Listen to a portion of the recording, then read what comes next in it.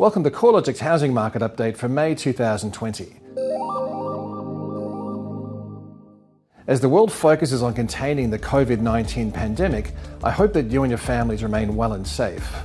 Housing markets have been impacted by the sudden weakness in economic conditions and a plunge in consumer sentiment. However, there has been a significant contrast between housing values, which have shown some resilience to falls, and market activity, which has dropped sharply through the second half of March and April. Most regions recorded a rise in home values through April. However, the monthly pace of growth more than halved, dropping from 0.7% in March to 0.3% in April, which was the smallest month-on-month movement since July last year, when the national index was flat over the month. The 6 months prior to March saw national housing values rising at the average rate of 1.1% per month, highlighting how fast the growth has left the market. Although housing values were generally slightly positive over the month, the trend has clearly weakened since mid to late March, when social distancing policies were implemented and consumer sentiment started to plummet. The sharpest reversal in growth conditions can be seen in Melbourne, where housing values nudged into negative territory through April, down 0.3%. Growth in Sydney values has also slowed sharply but remained positive, rising 0.4% over the month. To provide some context, the 6 months prior to March saw both cities averaging a nation-leading monthly growth rate of about 1.7%. Hobart was the only other major region to record a decline in home values through the month, down 0.1%.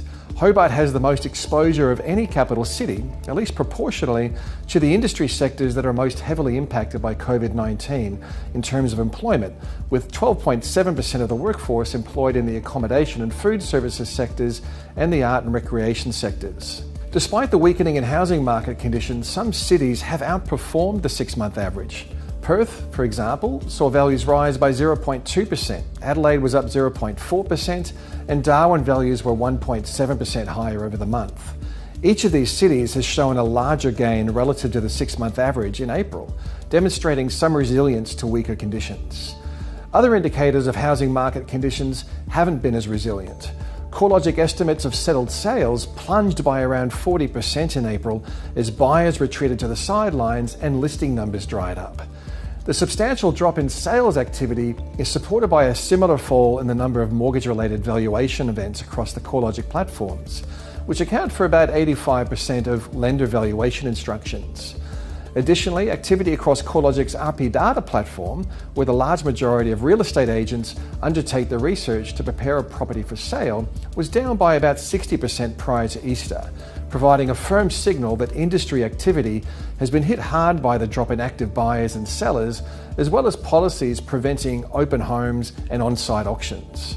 Encouragingly, real estate agent activity did show a partial bounce back after Easter to level out around 40% below the same time a year ago. The decline in real estate activity is also showing up in the number of new listings being added to the market, which was tracking about 35% lower at the end of April relative to the same time a year ago, and 43% below the 5-year average. The reduction in advertised stock levels at a time of low demand is one factor that should help to insulate housing values from a more material downturn. In the context of rapidly weakening economic conditions and the broader COVID-19 related disruption, the April housing market result looks remarkably resilient.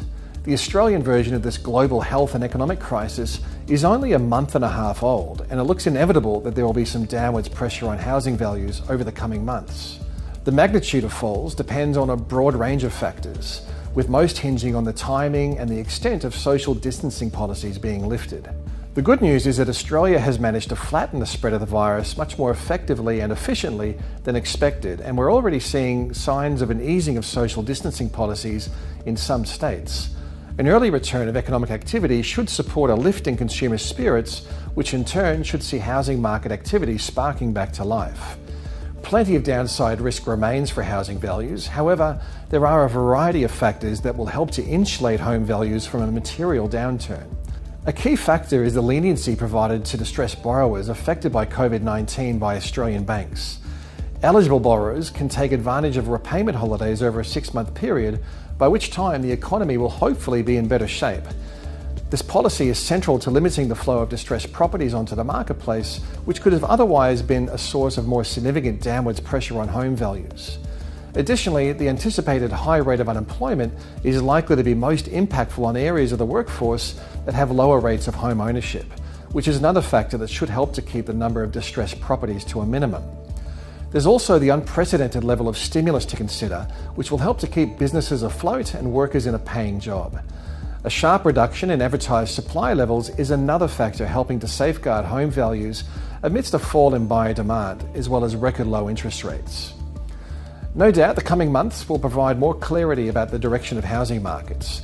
One of the most important indicators to follow will be the measures of consumer sentiment.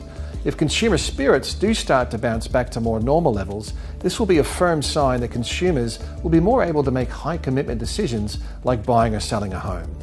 CoreLogic will be tracking all the twists and turns in the housing data on a daily basis. You can tune into our research at www.corelogic.com.au.